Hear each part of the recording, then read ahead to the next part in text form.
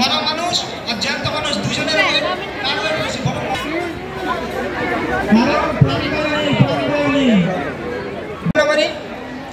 তোমাকে যুদ্ধ করতে হবে। তো তারপরে অর্জুন অনেক কিছু সংশয় ছিল। তখন অর্জুন যখন বলছেন কার্পণ্য দোষ অপহত সব, আমি কার্পণ্য জড়িত দুর্বলতার প্রভাবে আমি কিং কর্তব্য বিমূঢ়, তুমি আমাকে শিক্ষা দাও, আমি বুঝতে পারছি না, ইত্যাদি ইত্যাদি। আবার তখন ভগবান ফার্স্ট, তুমি প্রকৃতির মতো কথা বলছো, অথচ যে বিষয়ে শোক করা উচিত তাই না?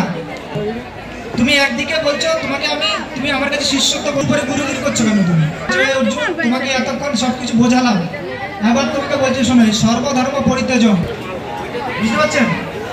আমার কথা ভগবান এইটাই শিক্ষা দিচ্ছে, সবকিছু দেখো শুধু আমার কথা চিন্তা করো। যদি এইভাবে আমার সমাধান দাও তাহলে তোমাকে আমি কথাই